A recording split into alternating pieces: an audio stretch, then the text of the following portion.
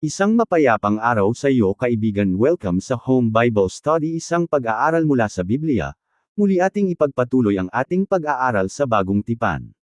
Mga mahal naming tagapakinig, tayo po'y patuloy na mag-aaral ng salita ng Diyos, at nawa ang puso po natin ay patuloy na handa para po sa paglagod tungkol sa kanyang karunungan sa Kanya.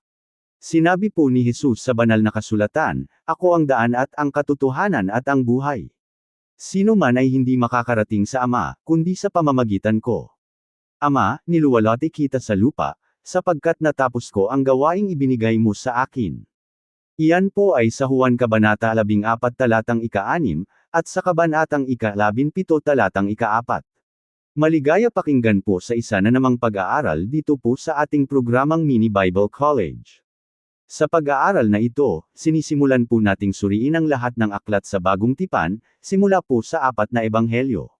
Ang mga aklat na ito na binasa po natin mula sa ebanghelyo ay nagbibigay po sa atin ng pagpapakilala tungkol sa 4 na ebanghelyo nina Mateo, Marcos, Lucas, at Juan. Ang mga ebanghelyo ay mabuting balita na si Jesus ay naparito at naparito siyang may misyon. Nalalaman niya kung ano ang kanyang misyon. Si Jesus ay may kahanghangang pagkahumaling o kaya ay obsesyon upang gawin at tapusin ang lahat ng mga gawaing ibinigay sa kanya ng Ama. Inani po ang kapanahunan ng kasaysayan ng mundo, sa panahong bago siya nabuhay sa mundo, at pagkatapos ng buhay niya sa mundo, dahil nagawa niya ang lahat ng mga gawaing ibinigay sa kanya ng Ama. Nang sinabi po ni Jesus sa Ama, "Niluwalhati kita sa lupa, dahil natapos ko ang mga gawaing ibinigay mo sa akin." Ano ang mga gawaing ito? Maari po nating basahin ang mga ebanghelyo upang hanapin ang mga gawaing ito. Inisip po ng mga sumulat ng ebanghelyo na ang kamatayan ni Jesus ay malaking bahagi ng kanyang gawain, kaya naman naglaan sila ng maraming kabanata para po dito. Ngunit hindi lang naman ang kanyang kamatayan sa krus ang kanyang ginawa. Noong nabuhay siya sa lupa, ipinakita niya sa atin ang buhay, at kung paano mabuhay ang taong may kaugnayan sa Diyos. Habang isinasalang-alang mo ang ministeryo ni Jesus, dapat mo ring tingnan ang kanyang ministeryo ng pagpapagaling. Ito po ang kanyang kamatayan sa krus, at ang lahat ng kahulugan nito. Ngunit obserbahan mo rin ang mahimalang gawain ng pagpapagaling ni Jesus. Ang kanyang ministeryo ng pagpapagaling ay hindi lamang pisikal na pagpapagaling, kundi espiritual na pagpapagaling din. Noong ang babae sa may balon ay may pinanganak na muli, o nakaranas ng espiritual na relasyon sa kanya, at maging ng pagbabago ng buhay si Zaccheo, ang mga taong tinatawag na makasalanan ay makaranas ng pagbabagong buhay. Ang mga ito ay halimbawa ng espiritual na pagpapagaling, na madalas nagbibigay daan patungo sa pisikal at emosyonal na kagalingan. Ang lahat po ng mga ito ang bumubuo sa mahimalang gawain ng pagpapagaling ni Jesus. Halos 1/3 ng mga salaysay sa ebanghelyo ay magsasabi po sa atin tungkol sa mahimalang gawain ni Jesus. Magpatuloy po tayo sa ating pagsusuri. Kapag binabasa mo ang mga ebanghelyo, lalo na ang ebanghelyo ni Marcos, obserbahan mo ang pagbibigay diin nito sa mga pagpapalayas ng mga masasamang espiritu. Nauunawaan po ng mga misyonerong nagtuturo sa mga taong sumasamba sa dyablo at nagsuko ng kanilang sarili sa kapangyarihan ng kasamaan, ang pangangailangan para sa pagpapalayas ng demonyo. Hindi ginagawang biro ng mga misyonero na tumutulong sa mga taong kagaya nito, ang tungkol sa pananakit at pagsanas ng mga demonyo sa mga tao. Makikita po natin, mahal naming tagapakinig, na kapag hinaharap ni Jesus ang mga taong may karamdaman at nangangailangan ng pagpapagaling, pansinin mo kung paano kadalas na ang kinakausap ni Jesus ay ang mga demonyo na sumanib sa mga tao. Hindi ko maiwasang isipin kung ano kaya ang mangyayari kapag dumating si Jesus sa lupa ngayon, at bisitahin niya ang ating mga ospital para po sa mga may karamdaman sa pag-iisip. Marahil sa ilang mga kaso, isasantabi niya ang ating mga kaalaman sa psikolohiya, at tuwirang kakausapin ang mga demonyo. Kung ang dahilan ng problema ng ilan ay ang mga demonyong sumanib sa kanila, at kung hindi ito batid ng mga taong tumutulong sa kanila, papaano nila matutulungan ang mga taong ito? Papaano sila mapapagaling at makakalabas mula sa ospital? Sa mga ebanghelyo, lalo na sa ebanghelyo ni Marcos, obserbahan mo, kaibigan, ang pagbibigay diin sa mga ministeryo ni Jesus sa mga sinasani ng demonyo. Dito po magiging mahalaga ang pananampalataya mo kung sino si Jesus at kung ano siya.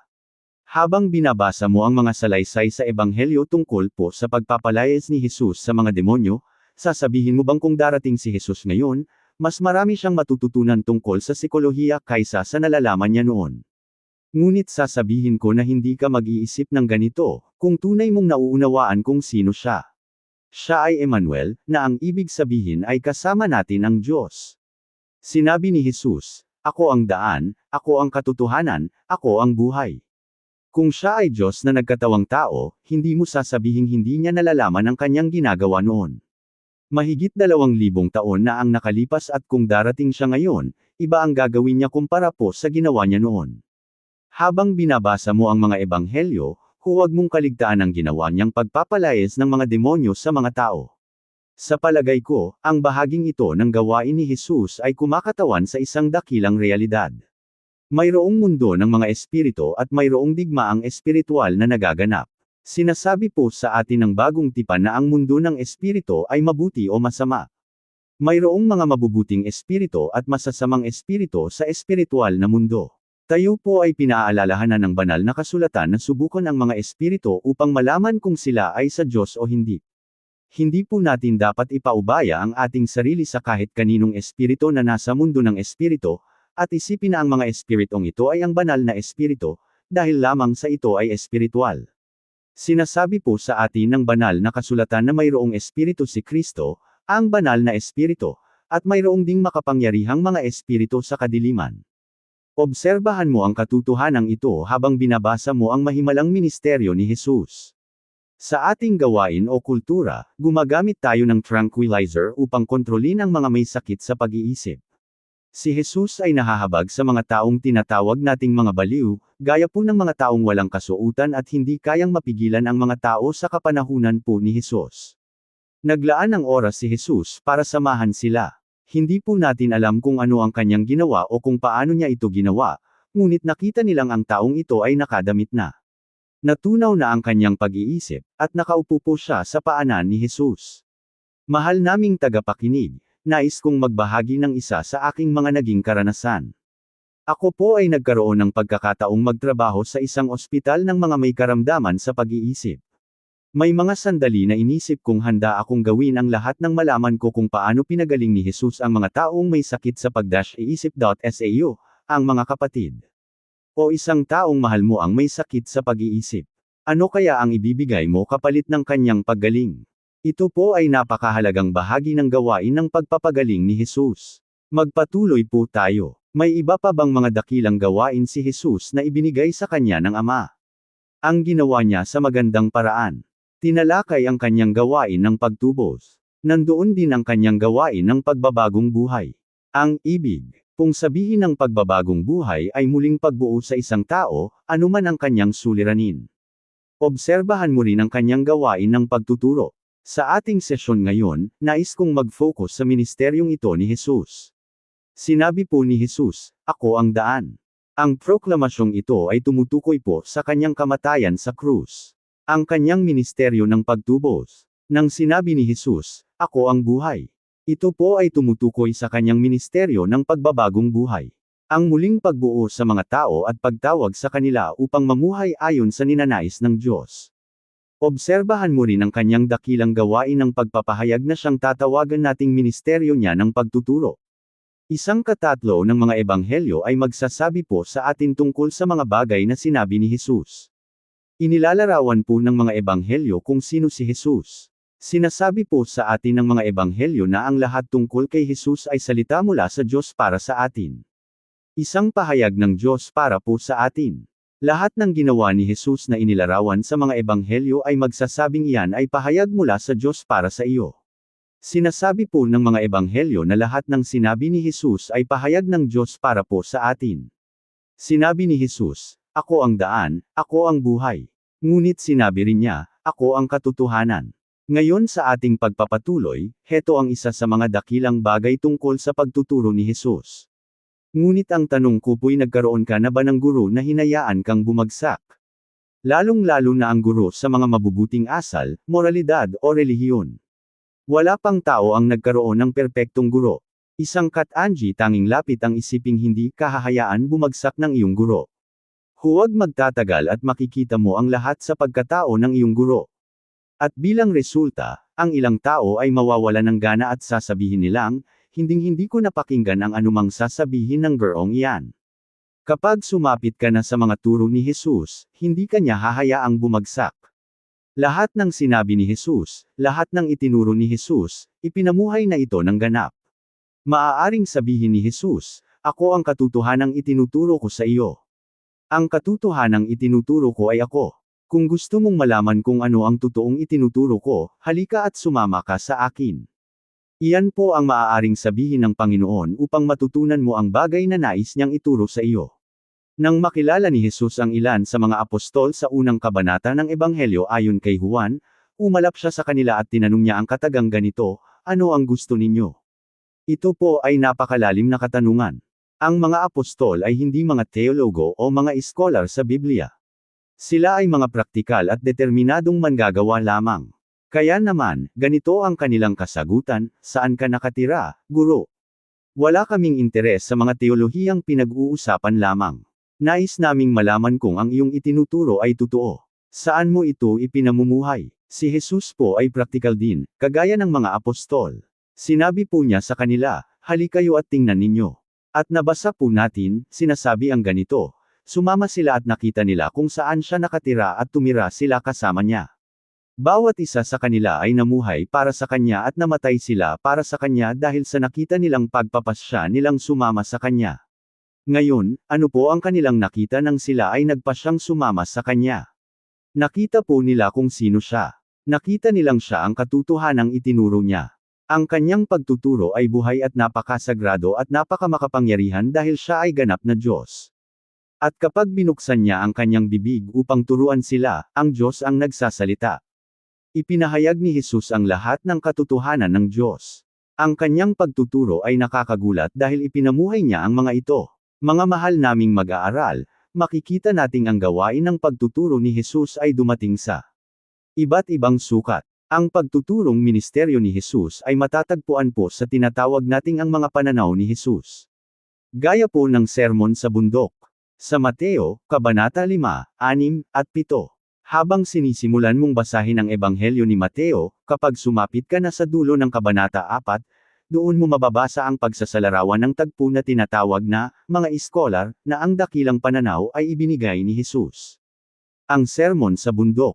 Ang pananaw na ito ay hindi isang sermon sa pangkaraniwang diwa. Ang konteksto ng pananaw na ito ay parang isang pulong na binuo ni Jesus.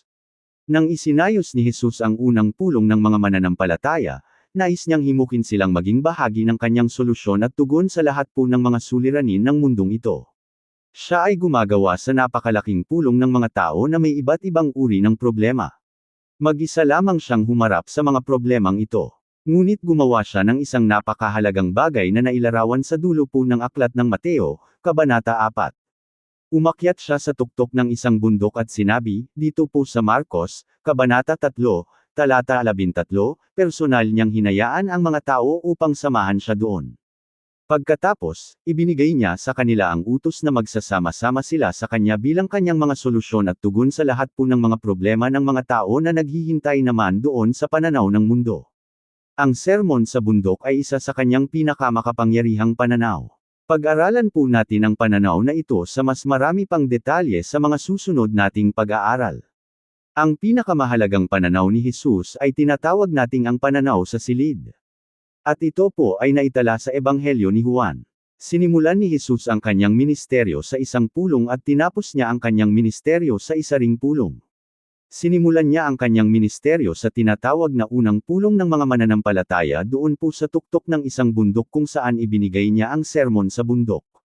Nang matapos ni Jesus ang pananaw na ito, nagbigay siya ng isang imbitasyon o paanyaya. Isang napakaliit na hindi kakaibang imbitasyon. Nang matapos ni Jesus ang kanyang pagtuturo, humingi siya ng isang mataas na antas ng katapatan. Hindi po natin alam kung ilan ang dumalo sa pulong na iyon, ngunit alam nating 12 tao lamang ang tumugon sa kanyang hamon. Inatasan po ni Jesus ang 12 upang maging bahagi ng kanyang solusyon at tugon. Kasama-sama sila ni Jesus sa loob po ng 3 taon.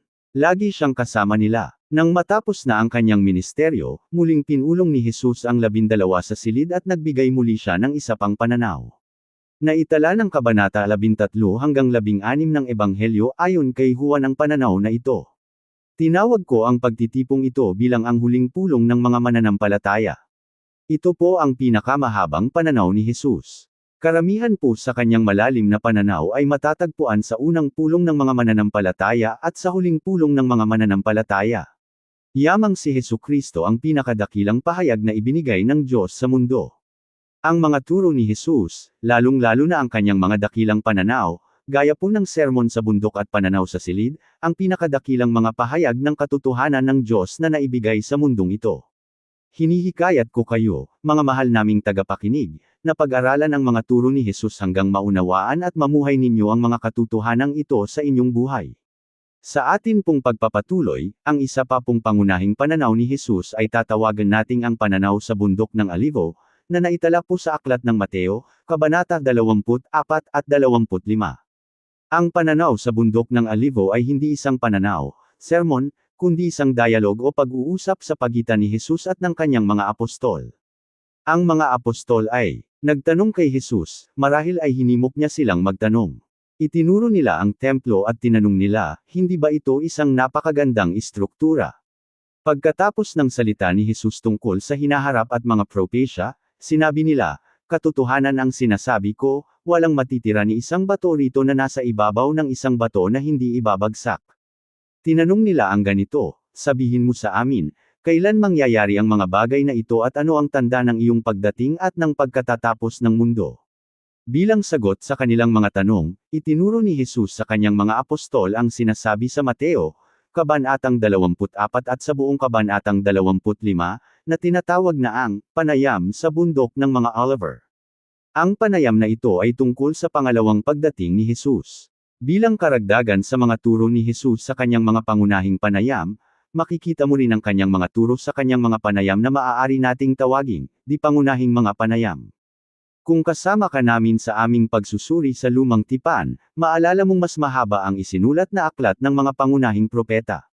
May isinulat na 66 na kabanata, 52 kabanata, o kaya ay 48 kabanata.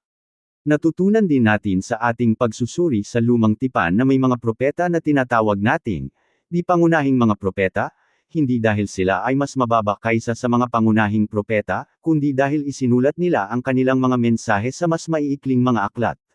Sumulat sila ng isa o ilang mga kabanata lamang, ngunit hindi sila mas mababa kaysa sa mga propeta na sumulat ng 46 na mga kabanata. Ang mga di pangunahing propeta ay mas pinipili kaysa sa mga pangunahing propeta. Kung pipili ka ng tagapagsalita para sa pagtitipon sa umaga ng araw ng linggo, marahil ay mas pipiliin mo ang isang di pangunahing propeta kaysa sa isang pangunahing propeta dahil mas maiikli ang kanilang mga sermon. Kaya naman, mga mahal naming tagapakinig, masasabi nating ang mga maiikling panayam ni Jesus ay kasing halaga ng kanyang mahabang panayam. Ilan sa mga dakilang turo ni Jesus ay nasa kanyang maiikling sermon. Ang kanyang mga parabola, talinghaga, at pagpapagaling, ang mga iyan sa mga malalalim na bagay ay sinasabi niya sa maiikling mga pananalita lamang, o isang talata lamang ng kasulatan. Ang ilan sa mga dakilang turo ni Jesus ay nagmula sa kanyang mga panayam. Bilang halimbawa, ang panayam sa sili sa itaas ay isang pag-uusap sa pagitan ni Jesus at ng kanyang mga apostol. Kapag binasa mo ang Juan, Kabanatang 13, 14, 15, at 16, obserbahan mong sila ay nakaupo paikot sa isang mesa at nagtatanong sila kay Jesus. Mga mahal naming tagapakinig, sa ating pagbabasa ng mga ebanghelyo, makikita natin na madalas sa isang dialogo o usapan kay Jesus. Kung minsan ang usapan ay nagiging marahas. Minsan makikita mo si Jesus sa isang marahas na pakikipag-usap sa mga taong nais pumatay sa kanya. Ang mga relihiyosong grupo ay nangangamba dahil kay Jesus. Ang ilan sa mga malalalim na pananalita ni Jesus ay nagmula sa mga pakikipag-usap na ito. Bilang tugon sa bagay na sinabi sa kanya, o kaya naman ay ang ipinapakita niya sa kanila. Ano man ang sandali na may sasabihin si Jesus, anumang ang konteksto kung saan niya sinabi ito ang mga turo ni Jesus. Si Jesus ang pinakadakilang guro na nabuhay sa mundo. Lagi siyang nagtuturo, kaya naman maingat mong obserbahan ang mga turo ni Jesus habang binabasa mo ang mga ebanghelyo. Bilang buod, ito ang mga gawain na nais magawa ni Jesus sa mundo. Ito ang kanyang mga nangingibabaw na pagkahumaling o obsesyon. ang kanyang gawain ng pagtubos, pagbabago ng buhay, at pagpapahayag. Ang mga ito ay magbibigay sa iyo ng magandang gabay sa pag-aaral sa mga gawain ni Jesus. Hanapin mo ang mga gawain na ito ni Jesus sa iyong pagbabasa ng mga ebanghelyo. Kaibigan, habang inoobserbahan mo ang mga turo ni Jesus, obserbahan mong si Jesus ay may sistema ng pagpapahalaga. Lahat naman tayo ay may sistema ng pagpapahalaga. Ayon sa diksyonaryo, ang pagpapahalaga ay ang ibinibigay nating kalidad ng isang bagay, kung ito ba ay mas mahalaga, kapaki-pakinabang o hindi. Gamit ang ganitong kahulugan sa ating isipan, obserbahan mong si Jesus ay may sistema ng pagpapahalaga. Palagi niyang ipinapakita sa atin, sa pamamagitan ng kanyang pagtuturo o bagay na kanyang sinabi o ginawa, o sa pamamagitan ng kanyang reaksyon sa isang tao na siya ay may pagpapahalaga. May isang salita na makikita sa bagong tipan na napakahalaga sa gawain ng pagtuturo ni Jesus. Ito ang salitang, ipahayag. Ang salitang ipahayag ay salin ng dalawang salitang Griego. Ang salitang, homo, na ang ibig sabihin ay pareho, at ang salitang, lego, na ang ibig sabihin ay magsalita. Ang kahulugan ng salitang, homologyo, ay ipahayag. Kung ganoon ang ibig sabihin ng ipahayag ay magsabi ng parehong bagay, magsalita ng pareho. Ilagay natin na isang umaga, ang iyong asawa ay nagluto ng nasunog na ulam. Nagalit ka at sa paglabas mo, padabog mong isinara ang pinto. Takot na takot ang iyong buong pamilya nang umalis ka. Habang papunta ka sa trabaho, naisip mo na mali ang ginawa mo. Kaya naman naisipan mong ipahayag ito sa Diyos. Sinabi mo sa Diyos, Ama, alam kong mali ako sa ginawa ko kanina sa aming bahay. Ngunit hindi mo rin ako masisisi dahil talagang namali ang aking asawa. Ipalagay po nating nagpatuloy ka sa ganitong kaisipan sa pakikipag-usap mo sa Diyos, masasabi ba nating ito ay isang uri ng pagpapahayag? Ang sagot po ay hindi. Ang pagpapahayag ay hindi pagmamatuwid sa sarili, at pangangatwiran para sa sarili. Hindi rin ito pagsasabi sa Diyos na nalulungkot ka sa iyong ginawa lalo na kapag nahuli ka. Kaibigan, ang pagpapahayag ay ganito, sasabihin mo sa Diyos, Diyos ko, ano ang masasabi mo tungkol sa ginawa ko? Kung nalalaman mo ang sinasabi ng banal na kasulatan, alam mo kung ano ang sasabihin ng Diyos tungkol sa iyong ginawa. Pagkatapos ay sumang-ayon ka sa sinasabi ng Diyos. Sasabihin mo ang katulad ng sinabi ng Diyos at sasang-ayon ka sa Kanya na mali ang iyong ginawa. Ito ang tunay na kahulugan ng pagpapahayag. Magpatuloy po tayo. Kung ang kahulugan ng salitang pagpapahayag ay ang pagsasabi sa Diyos na ikaw ay nagsisisi o nalulungkot, hindi ito magiging akma kapag sinasabi ng kasulatan, ihayag mo kay Jesus. Papaano mo sasabihin sa Diyos na ikaw ay nagsisisi o nalulungkot tungkol sa mga utos ni Jesus? Ano ang pakahulugan ng kasulatan kapag sinasabing, ihayag mo, kay Hesukristo? Ang ipahayag kay Hesukristo ay nangangahulugang sundan siya sa pamamagitan ng mga ebanghelyo, at kapag may ginawa siyang isang bagay, kapag may ipinahayag siya tungkol sa kanyang sarili, kapag may sinabi siya patungkol sa pagpapahalaga, ganoon din dapat ang sasabihin mo. Sasabihin mo kung ano ang sinasabi ni Jesus, susang-ayon ka sa kanya. Sasabihin mo rin kung ano ang sinabi niya tungkol sa isang pagpapahalaga. Kapag ginawa mo ito kaibigan, pag-aaralan nito ang iyong buhay. Kaya naman hinihimok kitang gawin mo ito. Hinihikayat kitang basahin mo ang mga ebanghelyo at ipahayag mo ang mga pagpapahalaga ni Hesukristo. Ito po ay isang magandang paglapit sa gawain ng pagtuturo ni Jesus.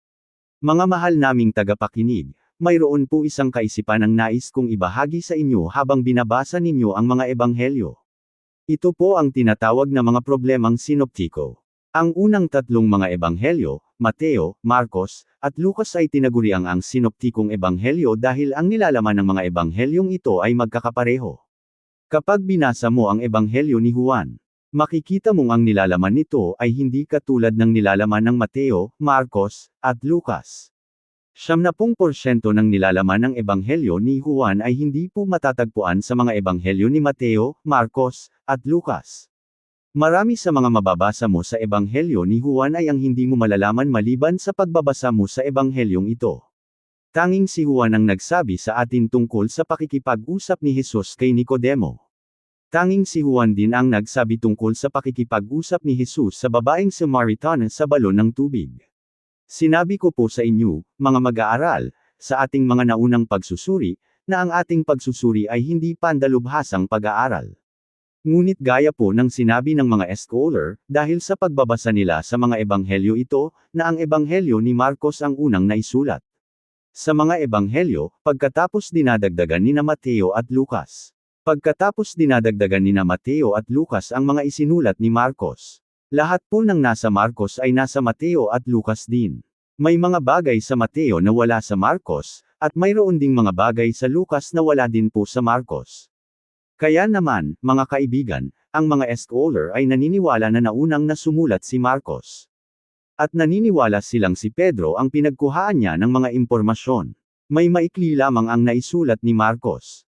Kung ikaw ay kumukuha ng kursong pamamahayag o kaya ay periodismo sa kolehiyo, magandang basahin mo muna ang Mateo at Lucas, bago mo basahin ang Marcos. At tingnan mo kung papaano sinasabi ni Marcos sa maikling pananalita ang mga bagay na sinabi ni Mateo at Lucas. Ang aklat ni Marcos ay isang modelo ng maikling pamamahayag. Ngayon marahil naramdaman ni Mateo na may mga bagay tungkol kay Jesus na hindi ibinahagi ni Marcos. At tinulungan ng banal na espiritu sa puso ni Mateo ang naisulat ang mga bagay na ito. Ang mga bagay na binigyang diin din ni Mateo ay iba sa mga binigyang diin ni Marcos. Mayroon siyang mga punto na hindi nabanggit sa Marcos. Malinaw po na ganito rin ang naramdaman ni Lucas. Paglipas ng ilang taon, sumulat din si Juan dahil naramdaman din niya na may mga bagay tungkol kay Jesus na hindi natalakay ni Mateo, Marcos, at Lucas. Sa panahon ng naisulat ni Juan ang kanyang ebanghelyo, mayroong maling paniniwala na nakasentro sa katauhan po ni Hesukristo. Ang perspektibo na inilagay ni Juan sa kanyang ebanghelyo ay ito, si Hesukristo ay Diyos na nagkatawang tao. Dahil ang nilalaman ng mga ebanghelyo ni Mateo, Marcos, at Lucas ay magkakatulad, at ang nilalaman ng ebanghelyo ni Juan ay naiiba sa tatlong ebanghelyo. Magkasama nating pag-aaralan ang ebanghelyo ni Mateo, Marcos, at Lucas. Pagkatapos, hiwalay po nating pag-aaralan ang ebanghelyo ayon kay Juan.